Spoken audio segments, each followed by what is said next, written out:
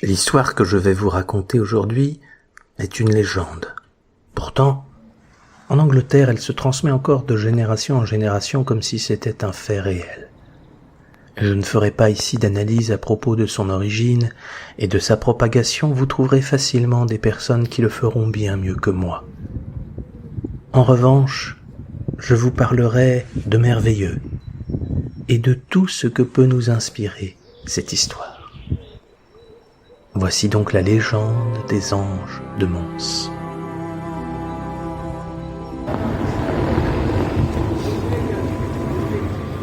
Mons est une ville belge située dans la province de Hainaut. Elle possède un très beau patrimoine historique et culturel et je vous invite à découvrir cette ville si vous vous rendez en Belgique. Peu après le début de la Première Guerre mondiale, l'Allemagne décide d'envahir la Belgique, pourtant neutre dans le conflit. Le roi de Belgique, Albert Ier, lance un appel à la France et au Royaume-Uni. Devant le refus des Allemands de se retirer de Belgique, la France et le Royaume-Uni vont donc intervenir militairement. Le 23 et 24 août 1914, Mons est le siège d'une terrible bataille qui oppose les Allemands et les Britanniques.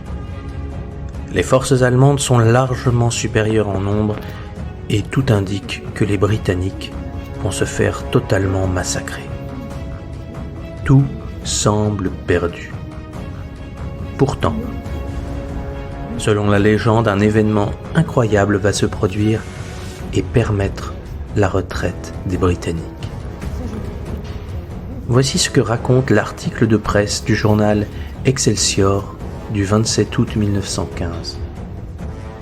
L'histoire qu'on va lire fait grand bruit dans la presse anglaise. Nous l'avons tue bien que nous la connaissions depuis plusieurs mois. Mais elle prend aujourd'hui une telle importance qu'il en faut bien parler. Voici les faits. Au moment de la retraite de Mons, un régiment anglais se trouva dans une position très critique, pressé de toutes parts et condamné à être écrasé en peu d'instants. Soudain, un soldat, à très haute voix, interrogea le secours de Saint-Georges, et presque aussitôt un énorme chevalier blanc apparut dans la nuit, tout rayonnant de lumière. C'est l'ange de Mons, qu'un très grand nombre de combattants, commis et officiers affirment avoir vu, de leurs propres yeux vus. Des Français ont aussi témoigné et juré n'avoir pas été victimes d'une illusion. Mais selon eux, c'était Saint-Michel ou Jeanne d'Arc. Le certain est que les chevaux allemands se cabrèrent et que les Prussiens cessèrent de tirer à l'aspect du prodige. Le régiment anglais put s'échapper au péril et aujourd'hui, tous ceux qui ont vu prêtent serment et soutiennent qu'ils n'ont pas rêvé. Cette histoire va se propager durant toute cette période et elle continuera pendant longtemps de se transmettre. Plusieurs artistes ont réalisé des peintures pour illustrer cet événement, comme le célèbre peintre montois Marcel Gillis et sa toile Les Archers de Mons, ou Alfred Pierce et St. George Leading the British. Le personnage légendaire de Saint Georges occupe une place importante dans le cœur des habitants de Mons. S'il n'est pas le saint patron reconnu de la cité, il en demeure une figure emblématique. En effet, chaque année depuis le XIVe siècle, une reconstitution du combat de Saint Georges contre le dragon se déroule à Mons, lors des événements de la Ducasse rituelle. Ces événements sont appelés affectueusement Doudou par les habitants de Mons. Alors, que penser de tout cela ? Comme vous vous en doutez, il y a peu de chances pour que cet événement eût véritablement lieu. La paternité de la légende est souvent attribuée à l'auteur gallois Arthur Machen.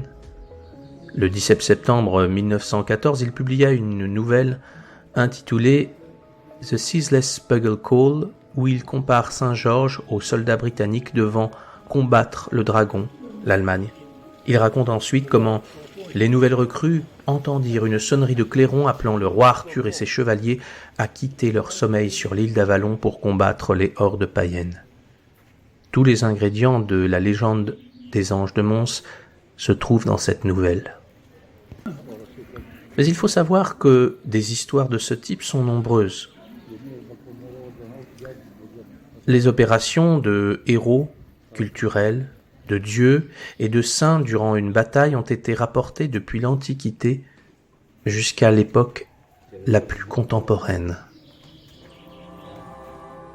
Malgré cette mise au point, les anges de Mons n'ont jamais cessé de fasciner. Alors, pourquoi ? Pourquoi ce type d'histoire, avec des héros célestes ou des anges qui viennent rétablir la justice, sont-ils aussi populaires et traversent-ils l'histoire ?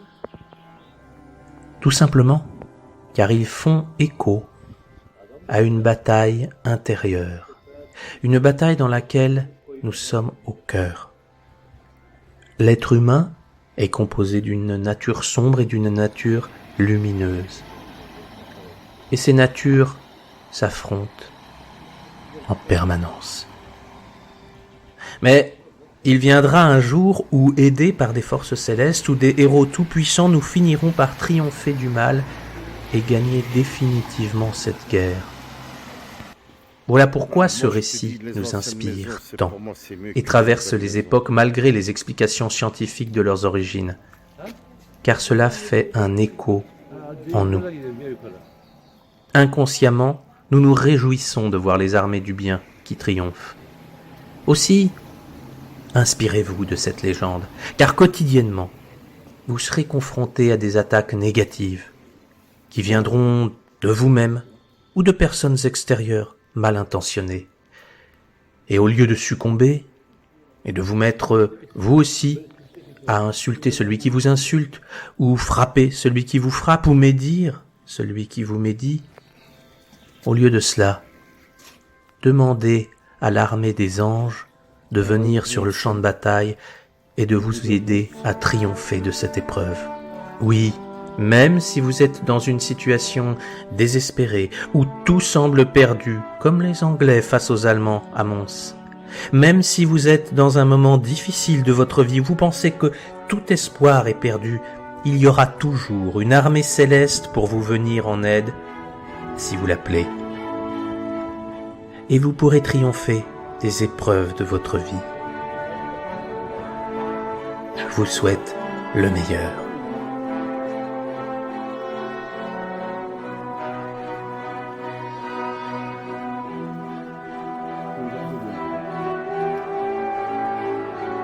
L'histoire que je vais vous raconter aujourd'hui est une légende.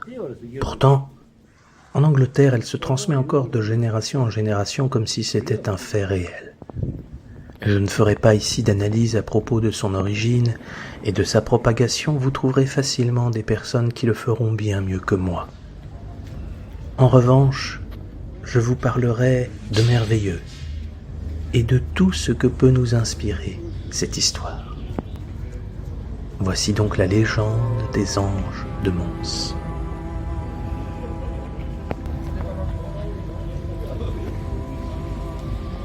Mons est une ville belge située dans la province de Hainaut. Elle possède un très beau patrimoine historique et culturel et je vous invite à découvrir cette ville si vous vous rendez en Belgique. Peu après le début de la Première Guerre mondiale, l'Allemagne décide d'envahir la Belgique, pourtant neutre dans le conflit. Le roi de Belgique, Albert Ier, lance un appel à la France et au Royaume-Uni. Devant le refus des Allemands de se retirer de Belgique, la France et le Royaume-Uni vont donc intervenir militairement. Le 23 et 24 août 1914, Mons est le siège d'une terrible bataille qui oppose les Allemands et les Britanniques. Les forces allemandes sont largement supérieures en nombre et tout indique que les Britanniques vont se faire totalement massacrer. Tout semble perdu. Pourtant, Selon la légende, un événement incroyable va se produire et permettre la retraite des Britanniques. Voici ce que raconte l'article de presse du journal Excelsior du 27 août 1915. L'histoire qu'on va lire fait grand bruit dans la presse anglaise. Nous l'avons tue bien que nous la connaissions depuis plusieurs mois. Mais elle prend aujourd'hui une telle importance qu'il en faut bien parler. Voici les faits. Au moment de la retraite de Mons, un régiment anglais se trouva dans une position très critique, pressé de toutes parts et condamné à être écrasé en peu d'instants. Soudain, un soldat, à très haute voix, interrogea le secours de Saint-Georges, et presque aussitôt un énorme chevalier blanc apparut dans la nuit, tout rayonnant de lumière. C'est l'ange de Mons, qu'un très grand nombre de combattants, commis et officiers affirment avoir vu, de leurs propres yeux vus. Les Français ont aussi témoigné et juré n'avoir pas été victimes d'une illusion. Mais selon eux, c'était Saint-Michel ou Jeanne d'Arc. Le certain est que les chevaux allemands se cabrèrent et que les Prussiens cessèrent de tirer à l'aspect du prodige. Le régiment anglais put s'échapper au péril et aujourd'hui, tous ceux qui ont vu prêtent serment et soutiennent qu'ils n'ont pas rêvé. Cette histoire va se propager durant toute cette période et elle continuera pendant longtemps de se transmettre. Plusieurs artistes ont réalisé des peintures pour illustrer cet événement, comme le célèbre peintre montois Marcel Gillis et sa toile « Les archers de Mons » ou Alfred Pierce et St. George Leading the British. Le personnage légendaire de Saint Georges occupe une place importante dans le cœur des habitants de Mons. S'il n'est pas le saint patron reconnu de la cité, il en demeure une figure emblématique. En effet, chaque année depuis le XIVe siècle, une reconstitution du combat de Saint Georges contre le dragon se déroule à Mons, lors des événements de la Ducasse rituelle. Ces événements sont appelés affectueusement Doudou par les habitants de Mons. Alors, que penser de tout cela ? Comme vous vous en doutez, il y a peu de chances pour que cet événement eût véritablement lieu. La paternité de la légende est souvent attribuée à l'auteur gallois Arthur Machen. Le 17 septembre 1914, il publia une nouvelle intitulée « The Ceaseless Bugle Call » où il compare Saint-Georges aux soldats britanniques devant combattre le dragon, l'Allemagne. Il raconte ensuite comment les nouvelles recrues entendirent une sonnerie de clairon appelant le roi Arthur et ses chevaliers à quitter leur sommeil sur l'île d'Avalon pour combattre les hordes païennes. Tous les ingrédients de la légende des anges de Mons se trouvent dans cette nouvelle. Mais il faut savoir que des histoires de ce type sont nombreuses. Les opérations de héros culturels, de dieux et de saints durant une bataille ont été rapportées depuis l'Antiquité jusqu'à l'époque la plus contemporaine. Malgré cette mise au point, les anges de Mons n'ont jamais cessé de fasciner. Alors, pourquoi ? Pourquoi ce type d'histoire, avec des héros célestes ou des anges qui viennent rétablir la justice, sont-ils aussi populaires et traversent-ils l'histoire ? Tout simplement car ils font écho à une bataille intérieure, une bataille dans laquelle nous sommes au cœur. L'être humain est composé d'une nature sombre et d'une nature lumineuse. Et ces natures s'affrontent en permanence. Mais il viendra un jour où, aidés par des forces célestes ou des héros tout-puissants, nous finirons par triompher du mal et gagner définitivement cette guerre. Voilà pourquoi ce récit nous inspire tant et traverse les époques malgré les explications scientifiques de leurs origines, car cela fait un écho en nous. Inconsciemment, nous nous réjouissons de voir les armées du bien qui triomphent. Aussi, inspirez-vous de cette légende, car quotidiennement, vous serez confrontés à des attaques négatives qui viendront de vous-même ou de personnes extérieures mal intentionnées.